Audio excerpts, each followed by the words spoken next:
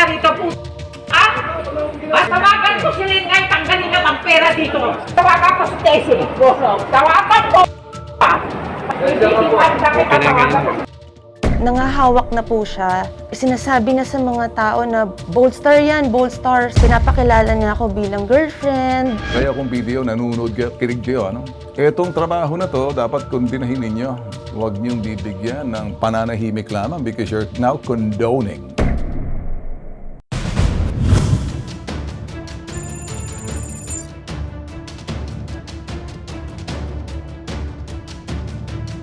Ay, pahuhuli kita. Natatanggal ka kita rito po. Ah? Bastos ka? Wala kang ginagawa? Hindi pagpagpag ang anak ko, ha? Pinangaral ko yan. Ang videong napapanood ninyo ay ipinasa ni alias Nika sa hashtag ipabitag mo. Ayon kay alias Nika, ang galit na ginang sa video ay ang kanyang ina. Galit na nagwawala ito sa loob ng BDO dahil sa pambabastos na natanggap niya mula sa manager ng bangko.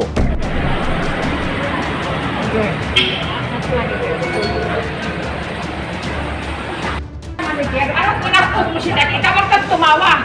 Dahil pahuhuli kita. Natatanggal ka kita rito po. Ah? Bastos ka? Wala kang ginagawa? Hindi pagpagpag ang anak ko, ha? Pinangaral ko yan sa international school. Mahiya ka? Ha? Tawagan ko si Lingay, tanggalin na ang pera dito. Kumanda ka sa akin, ako kalaban mo ngayon. Hindi!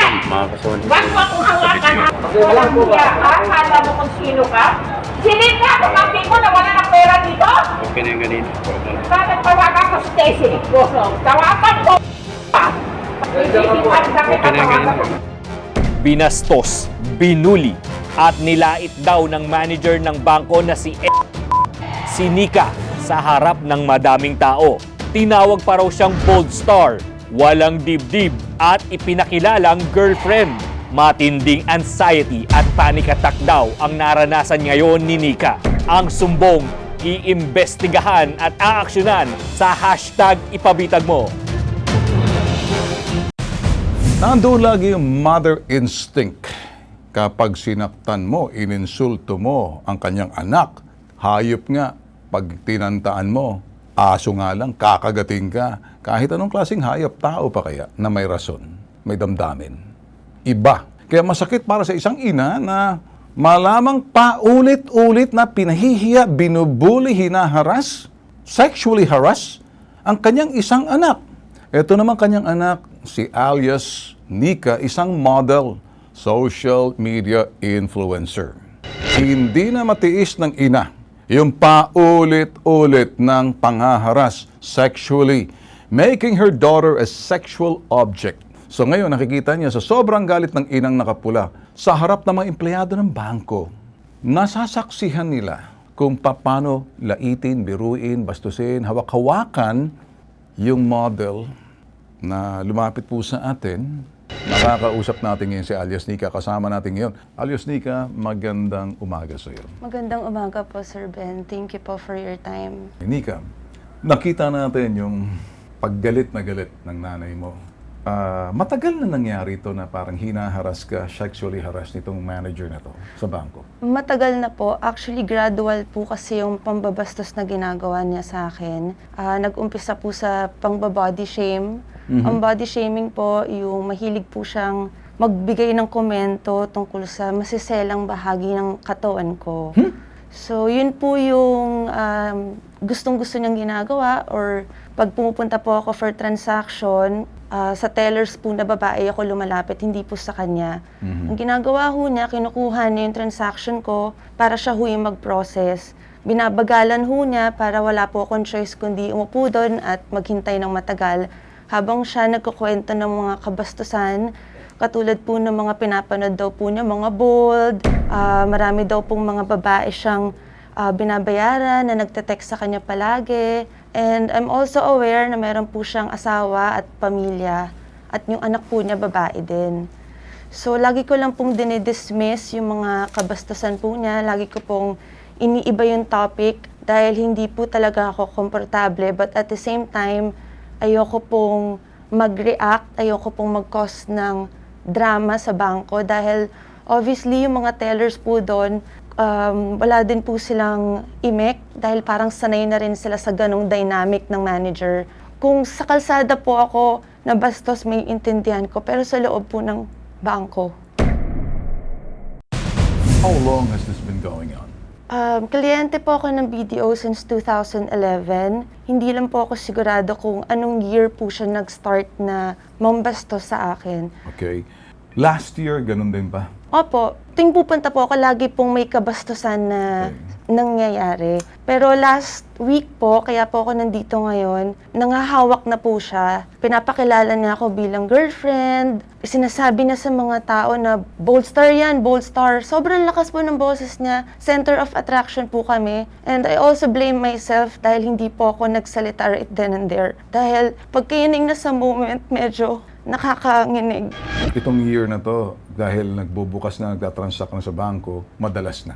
Opo. Okay. In 2019, before the pandemic, or even the first quarter ng 2020, before the pandemic began, ganito na ba nangyayari? Ganyan na po. 2018, ganito rin nangyayari. Yes. Bakit nagkakaroon siya ng lakas loob na ipakilala kang girlfriend and talking casually about yung kanyang nakikita sa mga, ano ba to, sabi mo, videos na nakikita niya? Ano bang nakikita niya? Siguro po kasi alam niya na hindi ako papalag. Alam po niya na nakikinig lang ako, nire-respeto ko po siya dahil matanda na po siya and manager po siya. Wala namang kinalaman dito ang bangko, kaya lang guilty sila kapag hindi nila kinondem. Kaya kung video, nanonood kayo, kinig kayo, ano? Etong trabaho na to, dapat kondinahin ninyo. Huwag niyong bibigyan ng parang pananahimik lamang because you're now condoning. Kahapon, tinawagan ng bitag ang BDO Green Hills Shopping Center upang makausap sana at bibigyan ng pahayag kasi e-airin natin dito. Subalit limitadong impormasyong nakuha ng bitag. Una, wala na daw si at kasalukuyan naka-leave. Sasabihin niyo kung bakit naka-leave. Pangalawa, na-forward na daw ang insidente sa Human Resources Department ng BDO Corporate Office. We do respect that. Pangatlo, wala daw authorized person sa kanilang branch na maaaring magbigay ng komento tungkol sa issue nito. Tama rin po kayo. At we agree with you. You have to say the bank itself kasi wala namang kinalam ng bangko. We're isolating the suspect doon sa sinasabing tanggapan ninyo. The presumption of regularity ng tanggapan ninyo, regular, normal, ethical, moral, legal, lahat ginagawa ninyo. Not to insult. Customer is king. Kaya, nung tinawagan din ng bitag ang corporate office upang iparating ang insidente, magpapadala daw sila ng official statement na maaari daw basahin ng bitag. Ito po yung official statement po na pinadala. We are aware the complainant raised by our client against our branch manager for alleged misconduct. We are investigating the incident. Hindi kami well and good. What took you so long to speak up? Bakit matagal? Masyado po akong sensitive. Ayoko po ng attention, ayoko po ng kahit anong gulo, ayoko ng drama. Dahil I overthink as much as possible, ayoko po talaga ng nagiging dismissive lang po talaga ako sa kanya pag meron kaming interaction. Dahil nga po, nervyosa po talaga ako na tao. I'm a very anxious person. Okay. So, kapag may mga ganitong pangyayari, hindi ko siya ma-release kaagad. So, naiipon lang po siya sa sarili ko. So, yun po, at I think yung nagkakos ng anxiety sa tao kapag hindi mo nare-release mga ganitong pangyayari. Okay.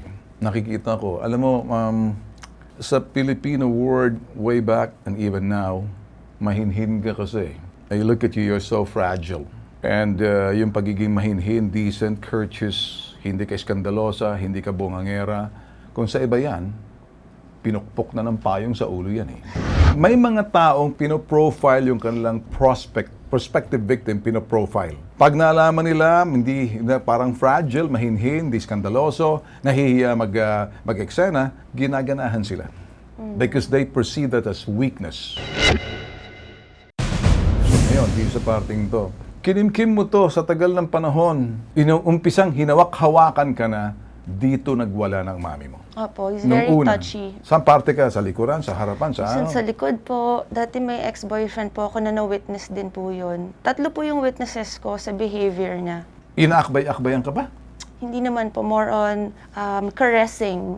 Nakakatulog ka ba sa gabi? Nakakatulog naman po, pero syempre iniisip ko rin po yung sasabihin sa kanya ng family niya dahil nakakahiya po yung ginawa niya. Gusto mo siyang parang iniisip mo na pag nagsalita ka, matatanggal siya or nakakaawa naman ng family niya? Nakakaawa po dahil hindi naman sila dapat yung mag-suffer. Sa linya ng telepono natin nakikinig sa atin ngayon, clinical psychologist si Dr. Camille Garcia. Dr. Camille Garcia, magandang umaga. Narinig mo ba yung usapan namin ngayon dito or you need some info pa, insight? Opo. Nakakalungkot na parang siya pa, sinisisi niya pa yung sarili niya for that. Kaya nagkakaroon siguro na nai-stress siya lalo. Parang very traumatic sa kanya yung pangyayari. Basically, it can possibly lead yung depression pag hindi na naagapan itong mga nararamdaman niyang mga yung sabihin na natin yung pong nangyari sa kanya. Kasi it will keep on coming back unless na mariresolve yun na magkakaroon ng tamang solusyon, magkakaroon ng tamang confrontation na hindi naman confrontation kundi yung maiayos itong conflict na to. Kasi siya na po yung naaapektuhan masyado. Napansin niyo ba, Dr. Camille, sinabi niya, naaawa rin siya sa pamilya kasi may anak din na babae, may misis. Tell Dr. Camille what you feel. Parang nasa ganun kayong dalawa nag-uusap ni Dr. Camille. Yes, Doktora. Hello po, good morning. Hi, good morning, Nika. Nalulungkot ako dahil kasi parang ikaw pa yung nagkakaroon ng anxiety na maapektuhan yung pamilya niya. Pero definitely, alam mo, ang mangyayari niyan, ikaw yung talagang sobrang maapektuhan to the point na baka mamaya ikaw yung magkaroon ng tinatawag nating PTSD, post-traumatic stress disorder na eto ngayon, kaya mo siya, pero eventually, a year and a half or even after 2 years after, makakita ka uli na sisigawan ka na isang tao na ganon sa ibang pagkakataon, pero pwedeng umulit na naman yung mga nararamdaman mo. So, mas maigi talaga na ma-resolve natin yung issue na yan, na kung gusto mo, you can do counseling sessions with me. Okay lang, pumunta ka dito. Tutulungan kita pagdating po. sa ganyan. Thank you po, Doktora. Pero sa ngayon, at present, anong nararamdaman mo? Ngayon po, kasi ayoko po talaga ng kahit anong attention, but I really have to do this kasi pag hindi po ako nagsalita, mas lalo lang po lalala yung mangyayari. Pero syempre, di ba, naapektuhan din naman ang pamilya mo sa pangyayari? Opo, yung mommy ko po kasi kakatapos lang din po ng surgery niya few weeks ago. Pero wala po talaga akong masumbungan kundi siya lang. Siguro ganito, okay lang sa akin. Pupuntahin mo yan dito, tutulungan natin. Sige po. Okay, ganon. Sige. Okay. Walang kaso yun. Thank you po. Kasi ayoko naman din na umabot siya sa punto na magkakaroon siya ng nightmares dahil kasi maaalala niya yun. O kung hindi naman magkaroon ng nightmares, baka it will come to a point na somebody with authority na lapitan lang siya kahit hindi ganun kalakas yung boses, magkakaroon siya ng magkakaroon ng phobic reaction or panic attack. Kaya mas maiging maagapan natin as early as now. Anong magiging advice mo para doon sa mga kapareho ni Nika, masyadong fragile? Una, sir, para na rin yan akala mo doon sa mga tao na talagang yung anybody na na-humiliate, ang iniisip nila kasi ayaw nilang palalakihin yung mga kaso na ganito. Pero kasi, alam mo, ang mangyayari kasi na nagkakaroon ng rebound Kaya first thing, buti na lang, mayroong pagkakataon na nasabi yan sa ibang tao para sa ganon, talagang matulungan din sila. Pag po ganyan, huwag kayo magkakaroon huwag kayo mag-aatubili na may masabihan. Kasi pag umabot yun sa punto na sinasarili nyo, yung possibility kasi na magkaroon kayo ng possible depressive symptoms and then it will turn out na magkaroon ng mental health issue, malaki pong factor yan na yan yung mga umpisa na nagtitigger ng mga ganong klaseng problema. Kaya basically maganda na meron kayong makakausap. Pangalawa, huwag kayong mahihiya na sabihin niya mga ganyang klaseng problema. Hindi ko sinasabi na kailangan kayong lumaban. Merong mga taong tutulong sa inyo, kaya gaya po ng bitag. Doktora, thank you so much sa uulitin. Anytime na gusto mong puntahan siya, it's okay. But you can also pick any of your preferred clinical psychologist as part of therapy. Yes. Na para medyo, kasi baka matagal mo na pala dinadala to. Baka PTSD ka, post-traumatic stress disorder sa katagalan. Mahirap yan. Para mga sundalo galing sa gera. Akala nila survivor sila kapag medyo nagtitrigger yun. nagagalit, nakakagawa ng hindi maganda. If there's anything that you have to say, I want you to say it, but kung ito'y makakadagdag lang naman ng masama, magiging masama sa damdamin mo, wag. Do you want to go any further? Okay na po ako, Sir Ben. All right. Thank you so much for Thank you, Sir sharing Ben. it kasi profile ka. Siguro nga let you be. Anong gusto mong mensahe na sabihin para doon sa iba na maaaring kapareho mo rin? Sabi ko nga po last time, I also want to raise awareness para po sa lahat ng mga kababaihan, lalo na po sa mga bata, sa mga kapatid nating mga trans women. Lagi pong may nangyayaring harassment sa paligid natin araw-araw. So we have to stay knowledgeable when it comes to our rights bilang babae at bilang tao dahil kapag wala ho tayong alam, hindi na po natin nalalaman na hinaharas na pala tayo. We have to speak up because the more we stay quiet, mas lalo lang po tayo tatapak-tapakan. Thank you very much. Thank you, Sir Ben. Bibigyan po natin sila ng kanilang, the right to privacy. And yet they're talking and speaking for everybody should know. It has to be told, tell it to the world. People should know. And people should be encouraged. Natututo po tayo sa reklamo ng iba, sa mga nararanasan nila, nakakaiwas po tayo. Ito po, nag-iisang pambansang sumbungan, #Ipabitag mo.